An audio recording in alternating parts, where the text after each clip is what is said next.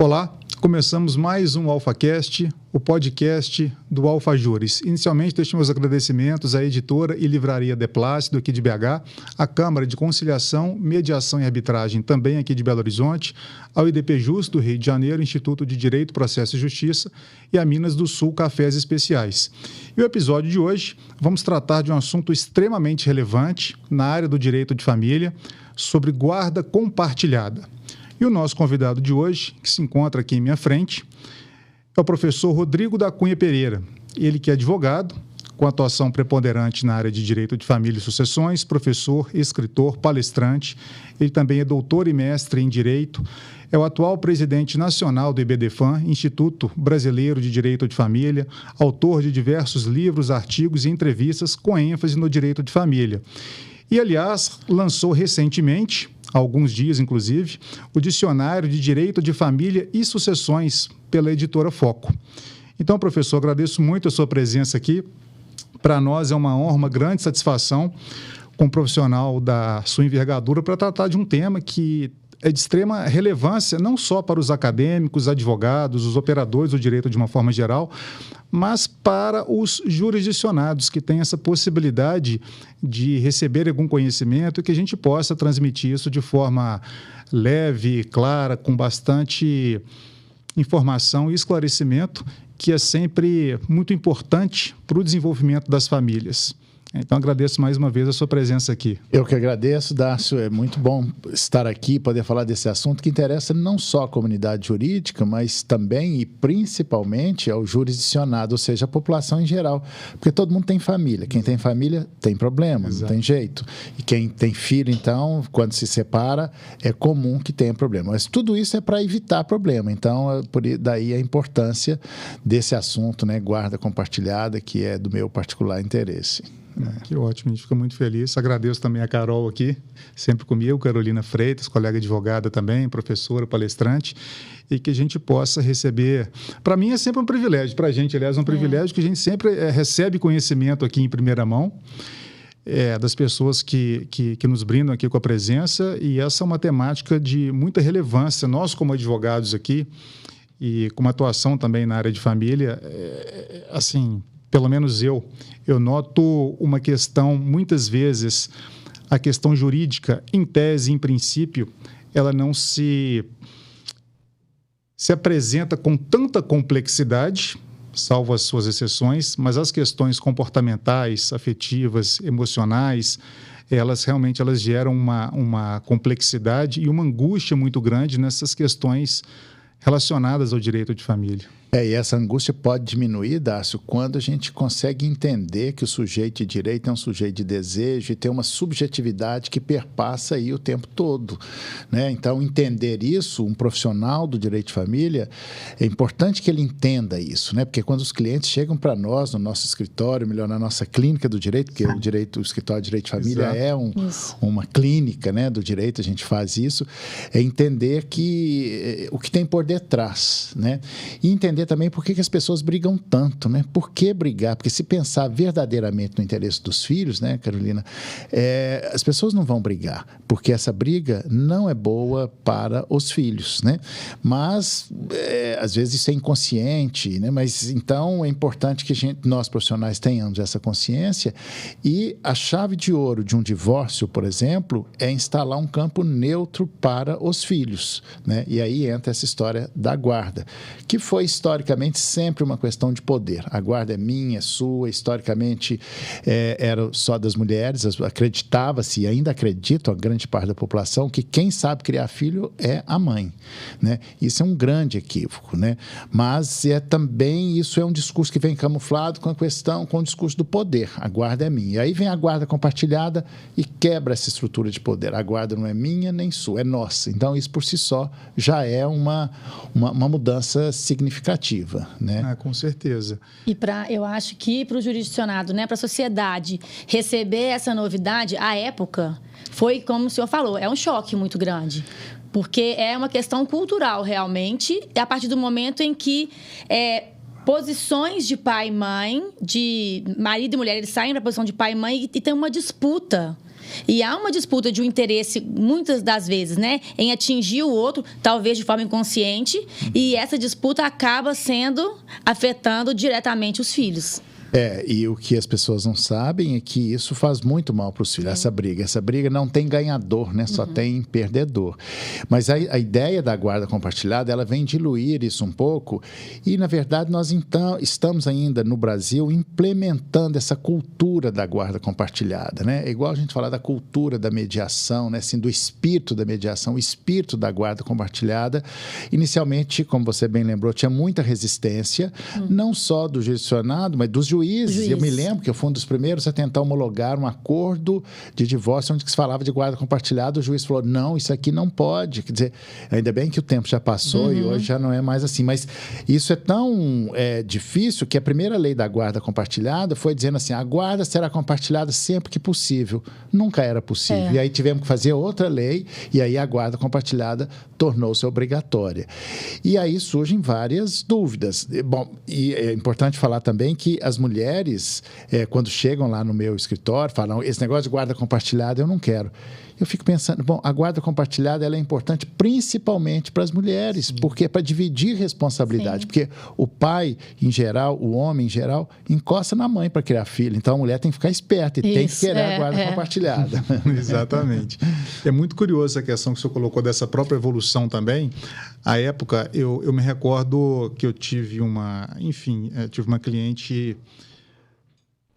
logo no início do ano de 2009. E quando veio a primeira legislação atinente à guarda compartilhada em 2008, salvo engano, a 11.698 de 2008, ela já chegou no escritório, esse negócio que estão falando de guarda compartilhada eu não quero.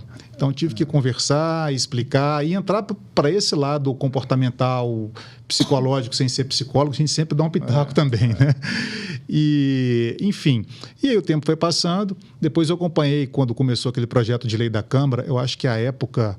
Eu não lembro se o relator, salvo o melhor juiz aqui, eu posso estar me equivocando, acho que foi o deputado Arnaldo Faria de Sá, não lembro, que ele, enfim, deu esse pontapé inicial, que aí em dezembro de 2014, que foi a sanção presidencial, e aí entrou realmente fazendo uma alteração bem específica ali no parágrafo 2º do 1584, que era aquilo que o senhor colocou, acerca do sempre que possível. E nunca era possível, porque, salvo engano, o judiciário ele entendia esse sempre que possível como se sempre que os genitores se relacionem muito bem. Mas se fosse assim, não teria o divórcio, né? Aliás, a guarda compartilhada, aí depois veio a dúvida. Bom, é possível a guarda compartilhada no litígio?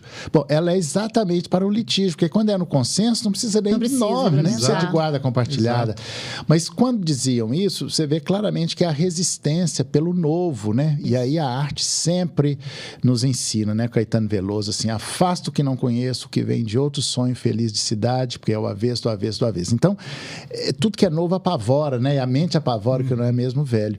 Então, mas aos poucos a gente vai quebrando isso, né? Por isso que a gente fez o IBDFAM, Instituto Brasileiro de Direito de Família, para ir abrindo trincheiras e rompendo esses pensamentos, né? Que são, e o direito sempre viveu e vive ainda muito de dogmas, né? Então, esse dogmatismo jurídico que a gente vem quebrando e implementando, e, afinal, isso é bom, ao final, para as crianças, né? Para os filhos, né? Pode ser crianças e adolescentes. Né? Claro, com certeza. E no começo havia, como tudo é novo, né? Igual o senhor falou, a mente afasta, aquela situação que achava que para ser compartilhada tinha que ser 2 dias na casa de um, 2 dias na casa do outro. Então, a residência fixa, além de todo o instituto, tinham as questões peculiares. Então, não, tem que dormir 2 dias na minha casa, 2 dias na outra. E aí, as pessoas problematizavam ainda mais uma situação nova, não era? E uma grande confusão com guarda alternada. Isso. Né? Hoje, na evolução do pensamento, que eu tenho recomendado, apesar da resistência de juízes e do próprio Ministério Público, incompreensivelmente o Ministério Público não entende assim, é que o ideal seria a guarda compartilhada com residências alternadas. Porque a lei da guarda compartilhada, aliás, não diz que tem que ter uma residência fixa. A maioria dos acordos que as pessoas homologam, mesmo em sentença judicial, diz assim, residência fixa na casa da mãe. Não é isso, né? O que tem que ter é uma cidade base. Aliás, isso é importantíssimo, que as pessoas escrevam nos acordos para que porque assim você pode impedir o outro de mudar. Quer dizer, impedir de mudar não, pode até mudar, mas deixa o filho para trás, né? Porque, então, é a cidade base, mas não tem uma residência fixa. Isso ainda está muito colado na cultura, recheado de preconceito, né? Na Europa já tem estudos muito mais avançados, e eu até falo isso aqui nesse meu livro, que eu trato de todo o direito de família, que é o direito das famílias, né? Eu trago um pouco dessas estatísticas, desse estudo, em que os filhos de pais separados que são criados em guarda compartilhada com residências alternadas têm menos problema do que os filhos que não têm residência alternada. Menos problema porque quem tem filho tem problema. Filho não tem jeito, né? Tem problema, faz parte da vida. Mas assim, ou seja, isso é muito melhor para os filhos, né? A residência alternada, porque é muito importante que os filhos sintam que eles têm duas casas. É a casa do pai, é a casa da mãe. Mas vão dizer, mas o filho precisa de uma rotina. Claro que precisa de uma rotina, mas a rotina será aquela, eles se adaptam facilmente a isso, né? A situação mudou, a vida deles mudou também, né? E as crianças se adaptam muito facilmente, né? É importante, o que eles não se adaptam e faz mal é com o conflito dos pais. Eu tomei conhecimento há umas 2 semanas de um caso em que a residência alternada é dos pais. Então, as filhas continuam morando... Guarda nidal, como se fosse... No apartamento, e quem sai a cada semana... sai o pai e entra a mãe. Elas permaneceram na casa e na homologação teve resistência, tanto do Ministério Público quanto do juiz. Olha só, o Ministério Público e o juiz, em vez de ajudar, atrapalha. Mas nós temos que ter coragem de falar isso está errado. Essa guarda, esse tipo de guarda, que chama guarda nidal, eu acho que eu fui o primeiro autor, ou o único, não sei se foi o único, mas o primeiro, a falar disso. E eu falo disso, guarda nidal. Isso é muito comum na Alemanha e funciona bem. Só que isso tem que ter uma disposição muito grande para mudar a rotina. Muda a rotina dos pais e não a dos filhos. Isso seria ótimo para os filhos, né? Não muda nada. E não é bom para os pais, porque vai causar um encontro. Por isso, quase ninguém faz isso. Mas fico feliz em ouvir isso, Carolina, porque de saber que alguém se dispõe a fazer isso, né? Eu não sei se eu me disporia a fazer isso, porque tem que ter um desprendimento muito grande. Eu acho que pode, assim, no futuro, um novo relacionamento achar ruim, né? Da pessoa. Vamos voltar para casa, aquela situação. Mas eu acho que em tudo, a partir do momento que tem um filho, a vida para mim, passa a girar em torno do filho. O interesse maior, o bem-estar maior, tudo que se pode ser feito é para o filho. Então, agora, já que o casal não consegue, não é possível mais continuar, que continue bem da melhor maneira possível, mais saudável para o filho. Não é à toa que é o princípio constitucional, né? O princípio do melhor interesse da criança. Sim. Aliás, a única coisa que a justiça precisa responder e prestar atenção é o que é melhor para a criança. Exatamente. Né? Só que aí entra uma relatividade, né? Um pai acha que é melhor, a mãe acha que é assim, o juiz acha que é, o Ministério Público é outro. Agora, esse é um grande problema. Será que o Ministério Público e o juiz sabe mais do que os pais? As próprias pessoas isso que é vivem, tão né? absurdo. Quando eu vejo isso, eu falo, não acredito que o Ministério Público, que é para defender o interesse da criança, vai saber mais do que o pai. Isso é completamente inadequado. Uma questão até de interferência na autonomia privada, no sentido da educação familiar. Eu já, enfim, tive conhecimento de uma situação, um tanto quanto a palavra é essa mesmo, bizarra, de um casal que eles já estavam separados, ainda não havia homologado o divórcio, mas já há 1 ano não conviviam mais e tinham 2 ou 3 filhos, não me recordo a época, e nesse período de 1 ano, por eles mesmos, eles já tinham organizado toda essa logística, as crianças de uma casa em outra casa, e ficava com o pai tantos dias e com a mãe que trabalhava, às vezes viajava, e tinha toda essa logística, vai para cá, vem para lá, vai para o esporte, vai para uma aula de inglês, vai para a casa do amigo, estavam super bem emocionalmente, ótima relação com ambos os pais, bem na escola, perfeitos emocional e fisicamente, ok. 1 ano após, foram em juízo para poder homologar o divórcio, fazer tudo certinho, em razão da minoridade dos filhos. Apenas transformar em direito aquilo que já era fato. O Ministério Público não aceitou, porque viu prejuízo naquilo. Me espantou o juiz ter acatado, porque, ok, sua opinião, mas é sua opinião, quem decide sou eu.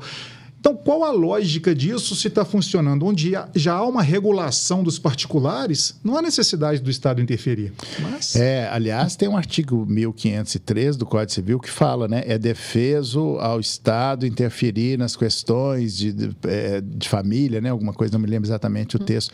Eu já tive também algumas situações assim, e fui conversar com o juiz falou, não, e parece que eles entram numa viseira que não ouvem e não admitem. Aí entra nesse lugar narcísico, quase um distúrbio narcísico, de achar que sabe mais. Assim, isso é tão absurdo, mas conversas como essa, né, onde a gente vai popularizando, falando disso, é para falar disso, assim, que aquilo está errado, né? Assim, quem é que sabe melhor do que os pais? E nesse caso que você acabou de falar, já tinha uma prática. Sim. Quem é esse?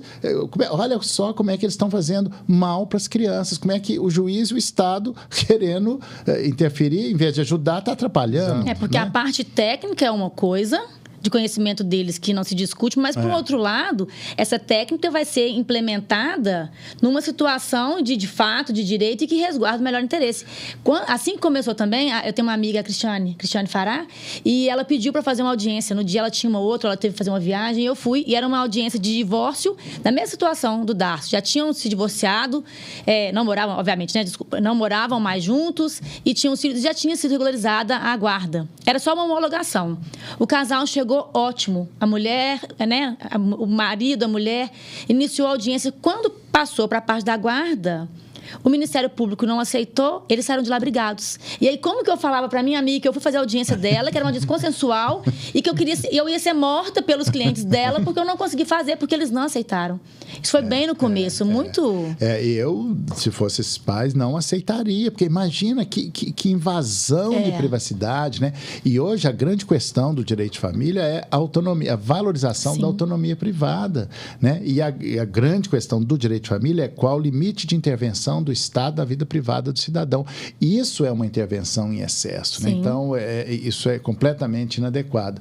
Mas, por isso é que eu estava dizendo que a cultura da guarda compartilhada ainda não pegou todas as pessoas, né? Então, na medida que a gente vai falando, como estamos falando aqui, é uma gotinha de contribuição para a implementação, para a implantação desta cultura. É uma questão realmente de educação e que a gente possa se desprender de modelos pré-estabelecidos familiares, ou uma estrutura rígida de família que muitas vezes alguns julgadores entendem que a família, o modelo que ele acha o certo é o que tem que ser aplicado. O certo é o que dá certo. Sim, e ele está inserido nesse contexto do patriarcalismo, de uma estrutura patriarcal, do machismo estrutural. Isso tudo contamina essas pessoas e elas não veem isso, né?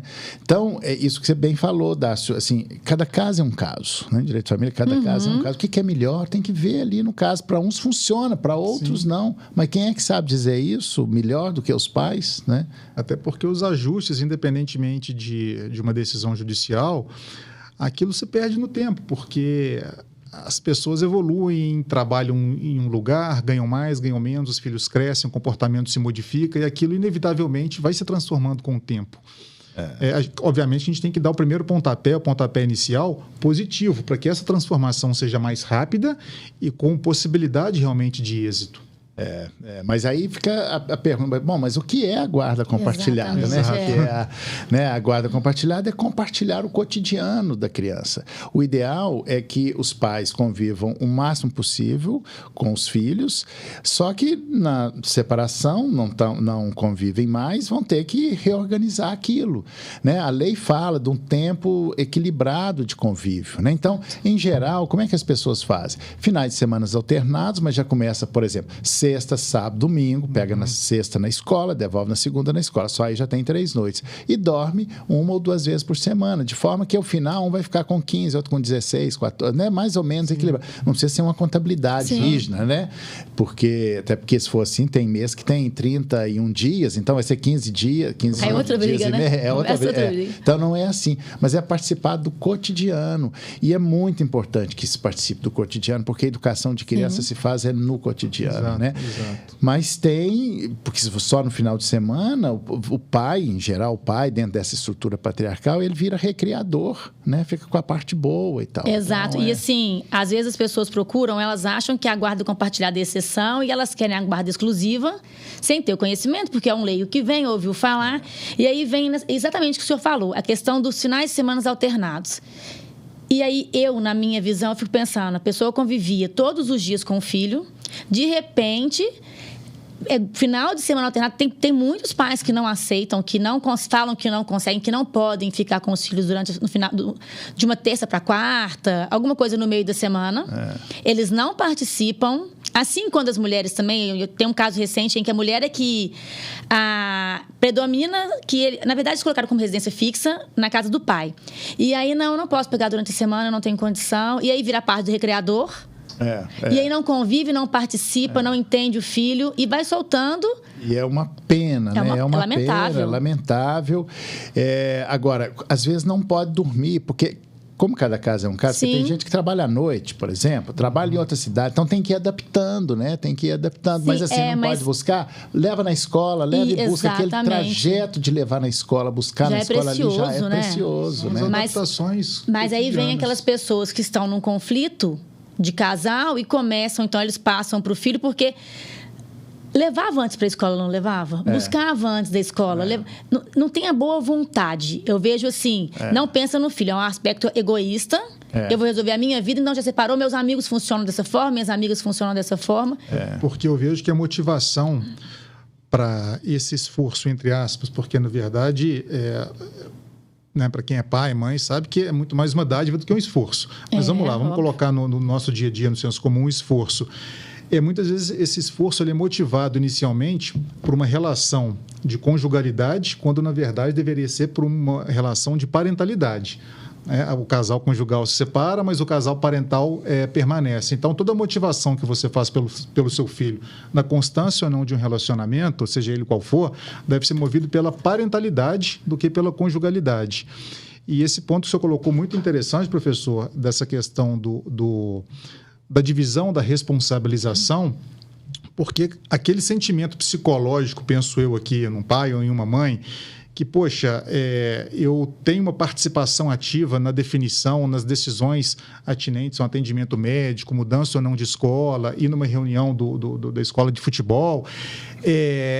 Psicologicamente, os pais se equivalem, e quando as pessoas, como regra geral, estão ali no mesmo patamar psicológico, digamos assim, abro aspas, de poder, o conflito ele diminui. Ninguém quer brigar respeito, né? em condições... Exatamente. Ou quando... E vem com o tempo até mesmo para mitigar e amenizar situações de conflito. Quando, na verdade, talvez uma guarda unilateral, ela pode, a depender da situação, até fomentar um conflito mais adiante. Sim, sim. E é muito importante isso que você falou, Dário, que essa é a atual visão do direito de família, que tem que ser visto pela perspectiva da parentalidade e da conjugalidade, ou seja, as famílias parentais e famílias conjugais, que podem estar juntas ou não. Só para você ter uma ideia, tem gente que quer casar e não quer ter filho, né? E tem gente que quer ter filho e nem quer casar, ou seja, são coisas diferentes, né? Já temos até nome para essas famílias, né? Famílias coparentais, famílias ectogenéticas, mas isso é um outro assunto, um outro podcast, mas assim, é muito importante. Isso surge no Brasil a partir da década de 1990, com a entrada dos psicólogos dando os laudos, estudos psicossociais, quando naquela época mulher que traía filho, que traía marido, perdia a guarda do filho, ela era considerada culpada. Aí entraram os psicólogos e falaram assim, bom, essa mulher ela pode até ter traído, pode até não ser uma esposa nesse padrão moral, tradicional, mas ela é uma ótima mãe, ou seja, uma coisa não tem nada a ver com a outra. Parentalidade é uma coisa, conjugalidade é assim. Então, essa foi uma evolução. Hoje, felizmente, a gente já está ultrapassado, né? Mas ainda estamos caminhando, porque precisa incorporar isso. Uma coisa é a parentalidade, outra coisa é a conjugalidade. Eu digo sempre para os meus clientes, olha, quando eles chegam lá e dizem assim, a família acabou. Nossa, não, a família não acabou. A sua família nuclear passará a ser binuclear. 2 núcleos dessa mesma família. E quando eu falo isso e até nomeio, isso dá um alívio para os clientes. Não é a família que acabou. A família agora é desse jeito, é uma família binuclear, né? Exato. Muita gente deixa atrelado ali a questão da família com o próprio sucesso e realização de vida. Quando há uma ruptura, além de todo o machucado, o ferimento emocional, nossa, minha vida acabou, não tenho mais família E o advogado ele tem esse papel de educador. Acho que é o primeiro educador, o primeiro, talvez, digamos assim, psicólogo para um cliente que vive uma situação dessa. Quando o cliente chega para o advogado, ele chega num momento de muita angústia, de muito desamparo, então nós temos que ter consciência desse nosso papel, não só de amparo, de acolhimento, mas também de um lugar de autoridade, de dizer. E quando vem a lei da guarda compartilhada e diz que a guarda é obrigatória, isso inclusive nos ajuda a advogar, porque o cliente não vai ficar com raiva da gente. A lei diz, pronto, né? Exatamente. O que você não sabe é que isso é bom para você, mas no caminho você vai entender que isso vai ser bom para você. Né? E, Rodrigo, no começo você tocou um assunto muito interessante, que eu acho que é dúvida para muita gente, é a questão da residência, que se fala, né, equivocadamente, residência fixa, e a questão também de mudança. Porque existe uma mudança em razão de trabalho, existe uma mudança em razão de uma vontade, de um recomeço ou de uma outra oportunidade. E como que fica isso? Pois é, isso é ainda uma questão. A lei da guarda compartilhada fala que não pode mudar. Quer dizer, você pode ir, mas deixa o filho para trás. Eu já tive alguns casos assim que eu entrei na justiça e perdi. Perdi porque esse ranço machista, esse ranço do patriarcalismo, a mulher mudou. Eu tinha um caso aqui em Belo Horizonte, a mulher foi embora para o Rio Grande do Sul porque simplesmente quis, acabou. Né? E se fosse seguir a lei, né, ao pé da letra da lei, ela não poderia mudar. Quer dizer, ela não poderia levar o filho.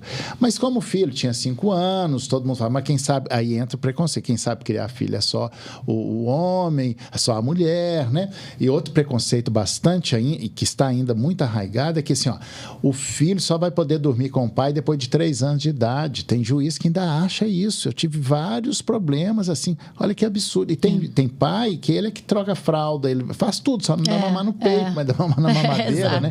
Sabe fazer tudo, né? O pai que quer participar, participa. Então, essas questões elas estão evoluindo, mas o que precisa evoluir e diminuir é o preconceito que tem sobre isso. Mas voltando a isso, Carolina, que você disse, da mudança. A rigor não pode mudar, a não ser que tenha um motivo muito justificado. Então, cada caso é um caso, né? Mudar de cidade dentro do próprio país é uma coisa.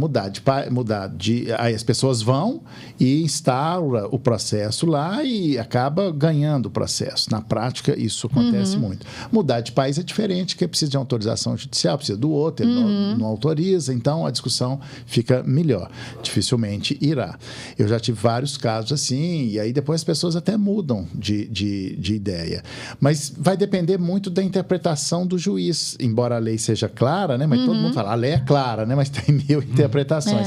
É que o juiz é imparcial, mas não é neutro. E é nessa não neutralidade que entra toda a subjetividade dele, toda a sua concepção particular da vida, da moral religiosa, sexual, né? Desse patriarcalismo. E a maioria deles está contaminado por isso. Por isso, daí a importância de ir falando desses assuntos para que isso vá pairando, assim é o pensamento jurídico, né? Eu vejo o pensamento jurídico assim, ele vai pairando sobre todos nós, a gente vai repensando, mudando coisas, porque a vida é assim, né? A vida como ela é. E a principal fonte do direito são os costumes, né? Os romanos já diziam isso, e a lei é apenas uma delas, tanto é que a lei vem tentar adequar isso, né? Mas ainda tem muito preconceito com a guarda compartilhada. Já melhorou muito, mas precisa melhorar mais ainda. Verdade. Né? Tem uma situação não, né? Eram várias situações em razão, à época, quando se dizia muito, colocava-se que a regra era a guarda compartilhada e tinha, entre vírgula, no Código Civil, o sempre que possível. E, em razão disso, me corrija se eu estiver errado, professor, eu passei a notar muitas decisões judiciais negando o compartilhamento em razão desse termo sempre que possível, entendendo-se que, desde que os pais se relacionem bem, tenham uma harmonia na sua relação, porque senão inviabiliza e vai trazer um prejuízo para os menores, para as crianças, para os adolescentes. E muitas vezes eu via muitos jurisdicionados, lamentavelmente muitos advogados, e eu vi uma beligerância muito grande se valendo desse entendimento judicial, a meu sentir equivocado à época, mas vamos lá, e criavam situações de briga, de beligerância, de ofensa, de forma proposital, e anexando, né, alocando aquilo aos autos, justamente para depois explicar e justificar e convencer um juiz, olha aqui, a gente não se dá bem, é tá inviável, vendo? Não dá certo, não vai dar certo, não vai ser... Isso acontecia muito, né? Muito, muito mais do que a gente imagina.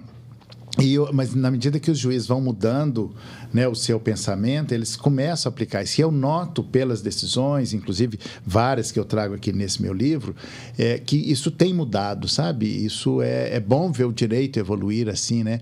Mas por isso é preciso falar disso. Por isso podcast como esse é importante, porque a gente vai falando, né? O jurisdicionado vai ouvindo, outras pessoas vão ouvindo, e esse pensamento vai mudando, né? Vai naturalizando, tornando normal. Eu noto que hoje é bem mais simples. As mulheres chegam lá e já sabem que é a guarda compartilhada, que é compartilhada. Elas só têm dúvida assim, mas eu não quero esse negócio de guarda compartilhada, um dia na casa de um, outro dia na casa do outro.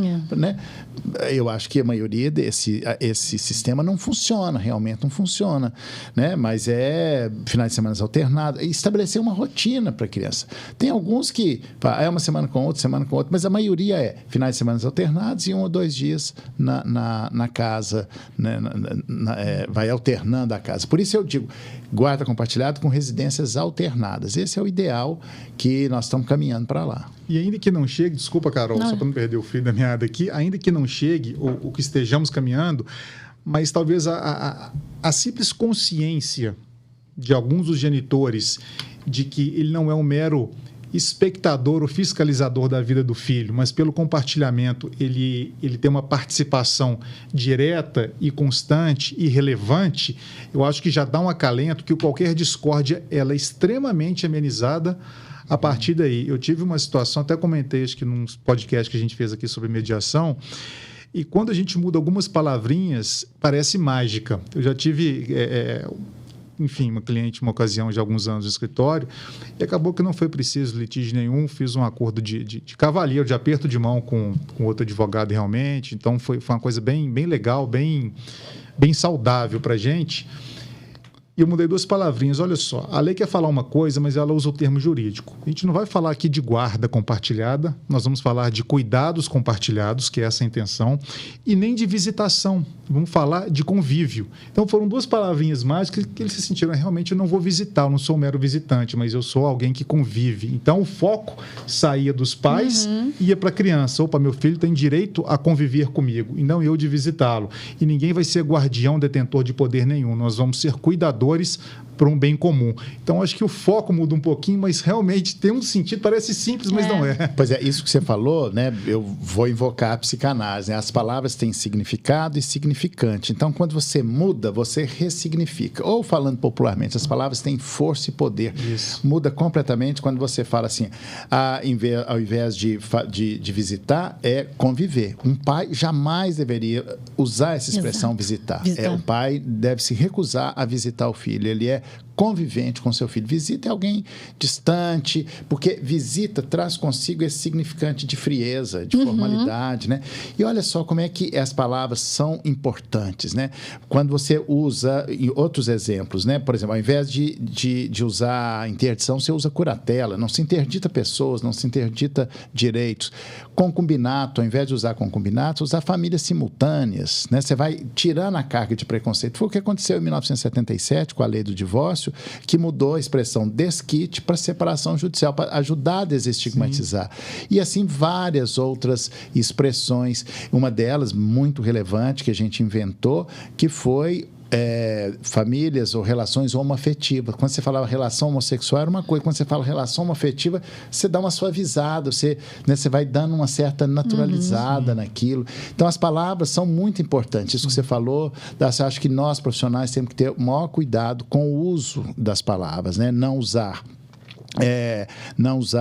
visita, evitar, inclusive, porque nem sempre o genitor é o pai, então devemos evitar a palavra genitor também, porque nem sempre o genitor é o pai, né? Exato, é verdade. Então, essas palavras, elas não são tão inocentes, né? E o direito sempre foi usando isso e elas veiculam um poder, e na medida que a gente muda, a gente vai ressignificando. Então, é muito importante isso que você falou. É uma forma mais branda e mais amena de ir educando as pessoas sem aquele impacto, aquele trauma inicial. E aí eu acho que o papel, o desempenho do advogado, porque aquela sensação de que tudo se resolve com conflito, que meu advogado vai te ligar, já começou uma terceira guerra mundial, não é? Então, assim, aí o advogado chega e já começa... Cabe a gente, é o meu pensamento, é tentar acalmar a situação e conversar de uma forma mais próxima e entender que não precisa do conflito, não precisa da briga. O direito, ele estabelece as condições. Essa é a nova ética da advocacia, né? Assim, embora nós todos tenhamos sido formados na cultura da litigiosidade, né? Sim. E quem não entender isso, Carolina, vai estar fora do mercado, Exatamente. inclusive. É muito importante, né? Essa é a nova ética da advocacia. Primeiro, porque essa briga não tem ganhador. Segundo, porque o judiciário está falido, não dá conta de dar resposta. Tem uma melancólica incapacidade de fazer justiça, né? Em razão da estrutura, do excesso de processos, né? Não estou falando de um ou de outro. A estrutura, né? Então, nós temos que nos reinventar. Tanto é que o direito de família está cada vez mais extrajudicial. Direito das famílias. Das famílias, né? Eu aqui, ó, você me pegou em flagrante aqui. Mas a gente vai mudando, né? Mas a gente tem esse ranço, né? O direito de família, falei de família, das famílias, né? Mas o livro chama isso que eu queria, exatamente. E como eu prestei atenção, então é das famílias. E eu falo direito das famílias em razão. Foi para ver se eu estava atento, viu? Na verdade, não é isso não, mas é porque eu ia falar o final, mas a gente colocou aqui. Hoje, para a gente, hoje, para toda a comunidade jurídica, o maior nome, um dos maiores, se não o maior nome de direito de família, é o seu. Não é isso? Então, é o nosso modelo, é a nossa admiração, é o nosso estudo. Então, quando eu falo direito das famílias, eu falo exatamente porque é a sua terminologia e que pra gente já virou regra, né? Já virou lei na parte... Mas é interessante, a gente vai incorporando isso aos poucos, né? É interessante isso. E assim é o pensamento jurídico, esse pensamento transformador. E ele é muito importante porque isso é política, né? Talvez a verdadeira política seja essa que a gente pode fazer e vamos fazendo e temos feito pelo pensamento, né? Que é mudar isso. Você muda, embora pareça uma questão meramente técnica, mas a gente está mudando a vida das pessoas. Exato. Né? E aí a questão só voltando aqui, porque eu sei que tem muitas pessoas que assistem e já ficam pensando nas situações que eles vivem. A questão desse tempo de equilíbrio, da questão do convívio, que não é uma visita, que não é uma coisa fria. Então, vou visitar, parece estar indo na cadeia, né? No presídio, ver alguém, e essa não é relação. Mas tem também que ter... E tudo funciona, tudo decorre do amor. Que não pode ser obrigado, que não pode ser forçado, mas que eu também não consigo imaginar uma relação de pai e filho, mãe e filho, sem que tenha amor. Mas a gente ainda tem aquela comodidade de um ou do outro, de falar, não, então o final de semana o internado é meu, eu não vou ver durante a semana. Não entende que tem que ter esse equilíbrio, não é porque é para desafogar um ou outro com quem esteja o filho naquele período. É pelo convívio, pelo amor, pela participação. Exatamente. Na base de tudo, e é a única coisa que interessa na vida, né? Que é o amor. Na verdade, o grande desafio da vida, que é dar e receber amor. Exato. E quando fala de amor, pressupõe responsabilidade. A responsabilidade, quem põe filho no mundo, sendo planejado ou não, desejado ou não, tem que se responsabilizar por ele. Né? Acho que isso é uma consciência ética. Isso é a ética do sujeito. Pôs filho no mundo, você pode até não ter escolhido, mas você tem que se responsabilizar por ele. Ontem eu fui buscar o meu menino no judô, ele tem 11 anos. Aí ele entrou no carro e falou assim, mãe, daqui a 8 anos eu vou ser pai, né? Eu falei, não, Bernardo. Não é assim não, não calma, é assim não. Calma. Ele falou, não, mas eu vou ser. Eu falei, não. Aí falei, filho, tem que ter toda uma situação, tem que trabalhar, tem que ter condição emocional, não é isso. Mas ele já tinha resolvido ontem por ele, daqui a 8 anos, então condições aos 19, de ser pai você vai ter, mas é melhor esperar um pouquinho. Eu falei, não, aí tem que ter cuidado, tem que ter campanha de condição. E eu já estava me sentindo uma avó ali naquele momento, eu comecei a ficar nervosa. Agora, esse ponto que vocês trataram é muito interessante, essa questão do advogado e realmente de desafogar o judiciário. Que o advogado não pode, e isso vem dos bancos da faculdade, não ser um ajuizador de ação, mas um solucionador de problemas. Exato. E o litígio existe, ele está aí, é inerente ao ser humano, mas que seja encarado como exceção e, lamentavelmente, não como regra como é hoje. Lamentavelmente, é encarado ainda como regra por uma cultura litigiosa que ainda assola muitos advogados. muitos jurisdicionados. Essa cultura exatamente. Também, né? Começa na faculdade, começa com um podcast como esse, né? De mudar, falar, olha, não tem sentido. Exato. E isso não significa que nós vamos ganhar menos dinheiro, porque nós temos que conciliar o nosso trabalho com o mercado. Exato. Nós vivemos disso, então é justo, né? Não significa que a gente vai ganhar menos dinheiro. Pelo contrário, o tempo que você vai gastar com um acordo é bem menor do que você ficar anos. Exato. Né? Eu tive o privilégio de lecionar semestre passado mediação e arbitragem. E mediação foi no primeiro período.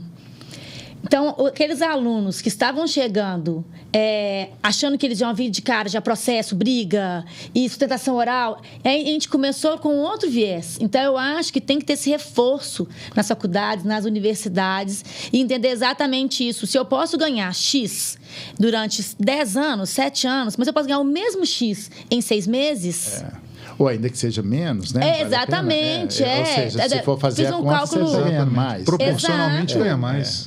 E você... Agora, é preciso ter paciência, né? Sim. Porque para fazer um acordo, para costurar esse acordo... Paciência técnica, disponibilidade. Tem que ter disposição, né? Então, não é simples, mas é também da cultura, né? Dessa cultura do litígio que a gente precisa ir se esmaecendo, né? Para a gente fazer isso. E aí tem técnicas de resolução de conflito, como você bem lembrou, a mediação, por exemplo, é um caminho, né? Porque a mediação a essência da mediação é você se responsabilizar pela sua decisão, né? Em vez de você deixar um juiz decidir, você que vai decidir. Exato. Que é trocar o bate-boca pelo bate-papo, né? Exatamente. E olha que curioso, hoje, um pouquinho antes do almoço, eu fui dar uma olhadinha lá no meu Instagram, aí eu vi uma publicação do professor Rolf Madaleno falando justamente sobre esse termo que ele utilizou aqui. E vieram vários comentários sobre ódio conjugal, que arrastam muitas demandas. Essa questão que a gente estava falando de litígio, que muitas vezes isso daí inviabiliza uma guarda compartilhada pela questão e pelo viés da conjugalidade, visto pelos advogados das partes, especialmente pelo julgador também, pelo magistrado. Ele usou esse termo ódio conjugal e colocou assim, a estabilidade de um depende da instabilidade do outro. E por isso, muitas vezes, não é 100%, mas muitas das vezes os litígios se arrastam em razão da necessidade daquele vínculo, ainda que pautado no ódio, mas ainda existe um vínculo.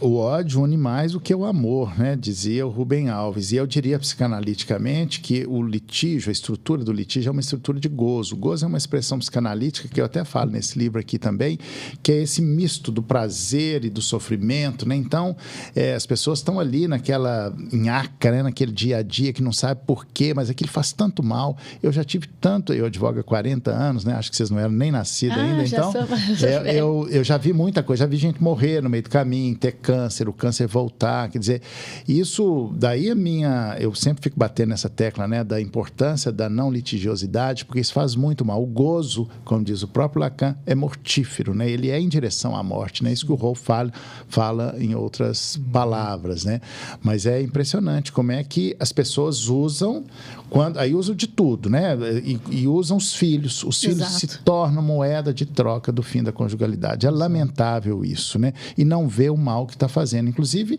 na questão da alienação parental. Exato. Né? Aliás, a guarda compartilhada, ela funciona muitas vezes como antídoto da alienação parental. É muito importante a guarda compartilhada, né? Que ela seja levada a sério. Tem melhorado, mas precisa melhorar mais ainda. Com certeza. É uma questão de educação, realmente. E não só para quem estuda direito, para os futuros profissionais, mas para quem tem família, quem tem filho, tem que entender isso daí e aplicar, inclusive, o compartilhamento na constância da sociedade conjugal, da relação conjugal, porque tem muita gente também que está ali, mora na mesma casa, casado, companheiro, enfim, e que é quase que uma guarda exclusiva no lateral de um em detrimento do outro, que acha que está à disposição, melhor, amanhã eu faço, amanhã eu converso, amanhã eu estudo e nunca faz. E eu já presenciei isso. E às vezes há uma ruptura daquela relação conjugal e, paralela a isso, há uma participação mais intensa daquele que sempre relegou, enquanto na constância daquela relação. É curioso isso. E uma coisa que você falou aí, também que eu não posso deixar de falar, e aí nós vamos falar do direito de família do futuro, né? É que a tendência é dessa expressão guarda também acabar, porque guarda traz consigo esse significante de objeto, né?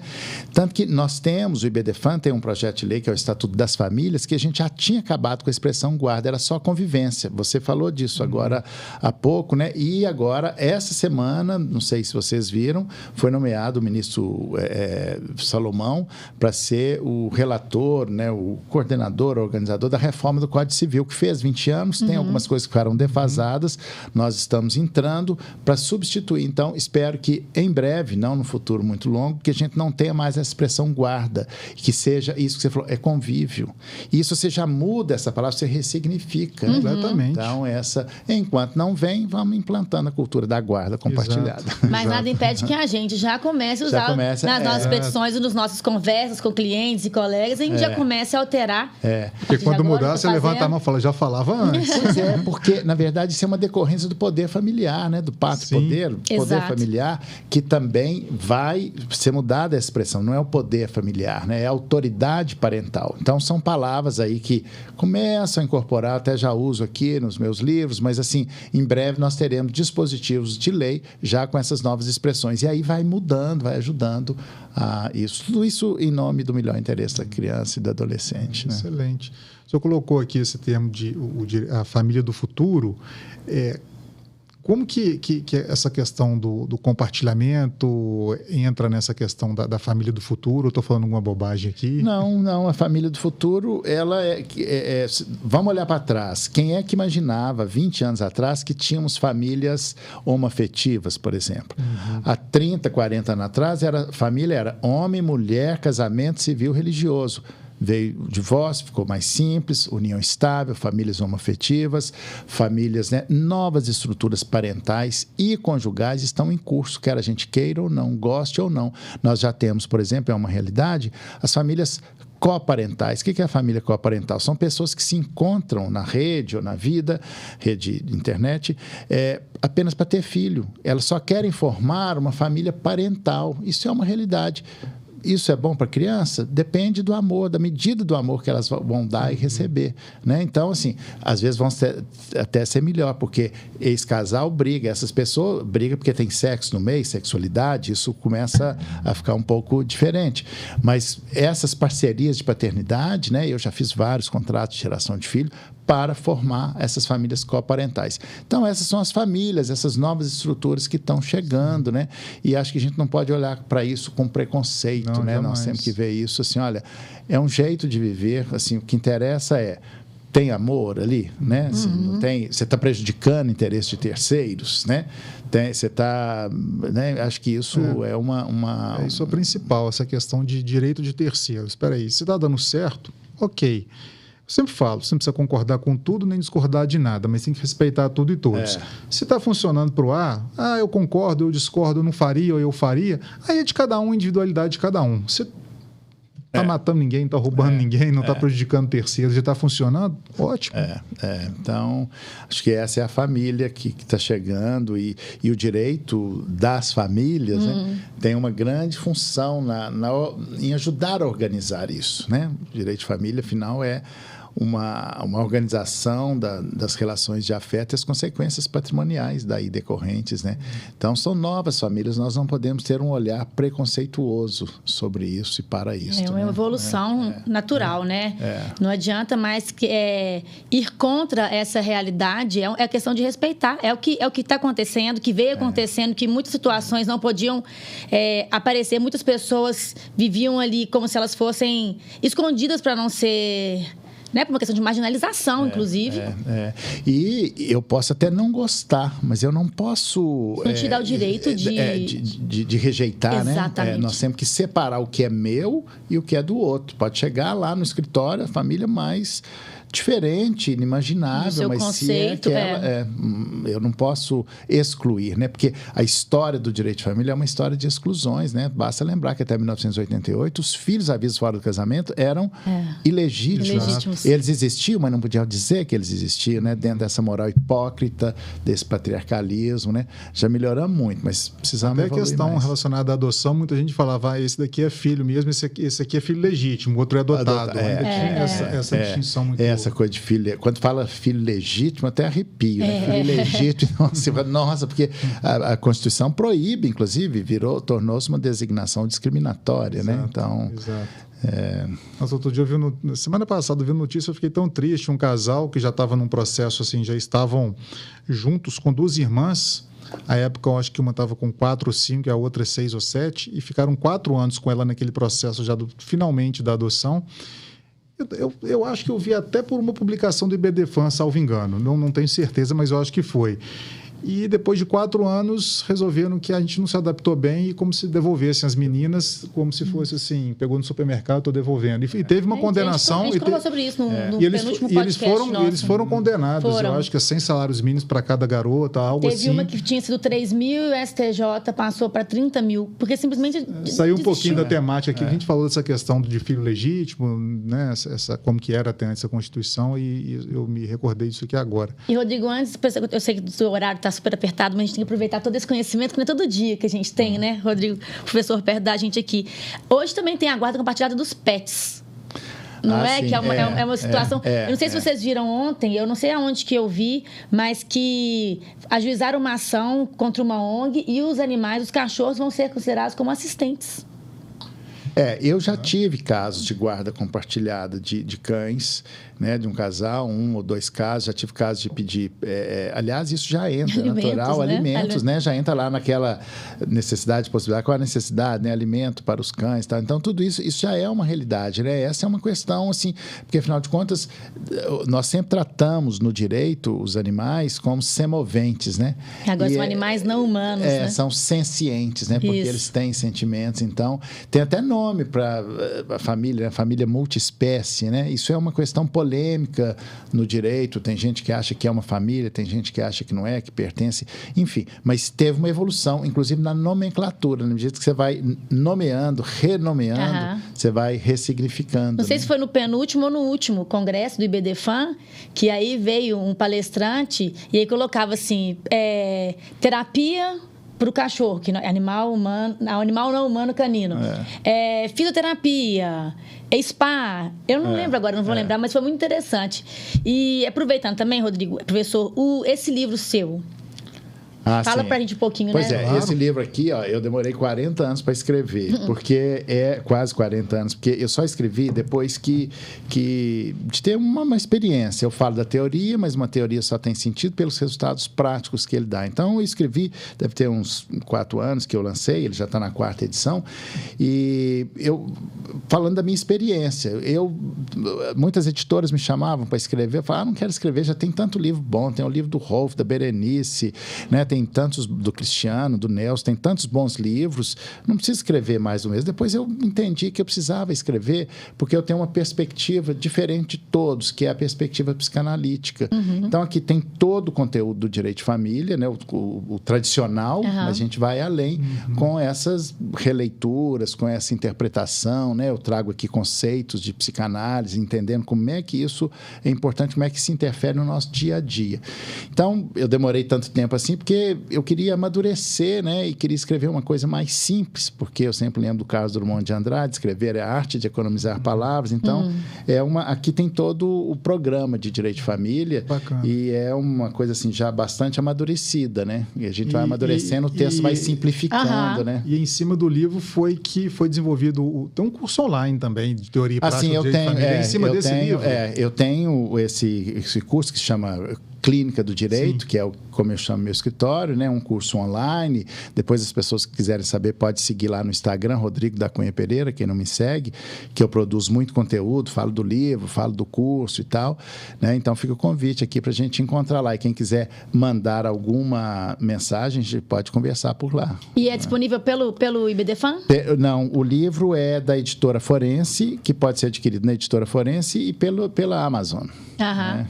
E o IBDFAN também, acho que todo mundo conhece, mas para quem da parte leiga ou dos estudantes de direito, né? Conta para a gente um pouquinho Assim, e sobre agora, né, o próximo congresso que a gente vai o ter. IBDFAM, Instituto Brasileiro de Direito de Família, foi fundado há 27 anos atrás, 1997, né, um grupo de juristas que se reuniu e a sede nacional é aqui em Belo Horizonte. Eu sou o presidente nacional, tem nós já passamos da inscrição 22 mil, estamos em todo o Brasil e agora, inclusive, fora do Brasil também, nós conseguimos, isso é uma novidade muito interessante, fazer representação núcleos do IBDFAM nos 7 países de língua portuguesa. Então, estamos lá.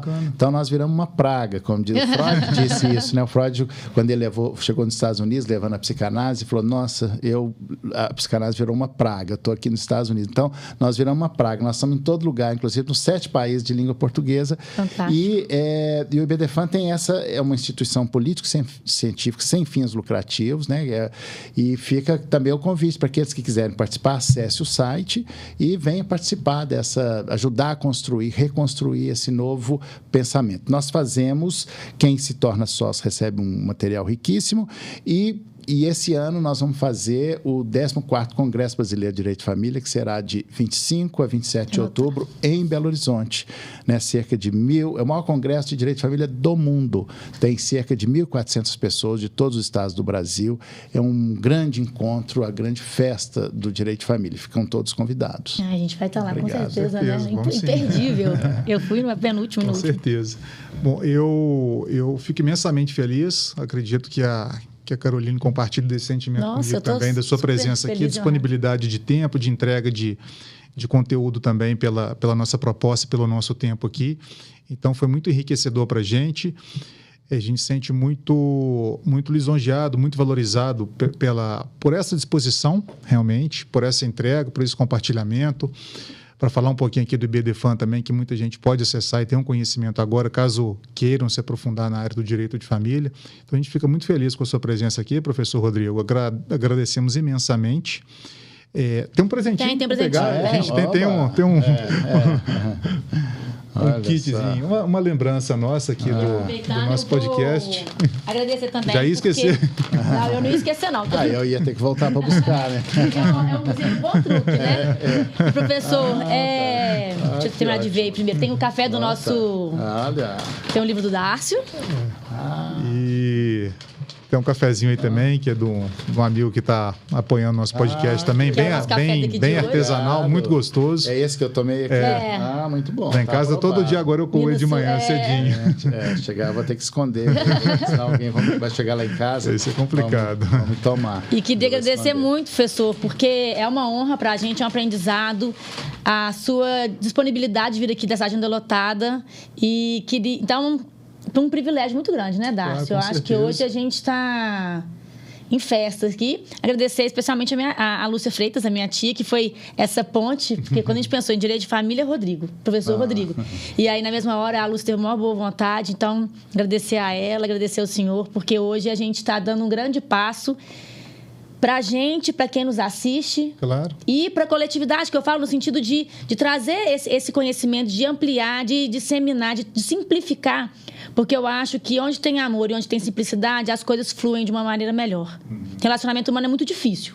Quando tem filho, é a melhor coisa do mundo, mas também é muito difícil. Então, a gente tem que fazer por onde a situação seja conduzida de uma forma mais leve. Muitíssimo obrigada, viu? Obrigado, Carolina Freitas. Obrigado. E eu que agradeço. Foi muito bom, muito uma honra estar aqui e poder falar dessas ideias que eu venho pensando há tanto tempo, né? Há 40 anos. E na medida que a gente vai ficando mais velho, eu já sou já tenho 40 anos, portanto, já sou idoso, né? E na medida que a gente vai ficando mais velho, vai amadurecendo, a gente vai simplificando as coisas, né? Então, esse poder de síntese, simplificação, né? Isso me dá prazer de estar aqui falando assim, com essa tentativa de simplicidade. É maravilhoso, né? Fica muito feliz. E assim a gente encerra mais um AlfaCast, podcast do Alfa Júris. Agradecendo mais uma vez a presença do professor Rodrigo. Deixo meus agradecimentos mais uma vez à editora e livraria De Plácido, à Câmara de Conciliação, Mediação e Arbitragem, o IDPJus, Instituto de Direito, Processo e Justiça, e a Minas do Sul Cafés Especiais. E nos vemos no nosso próximo AlfaCast. Até mais.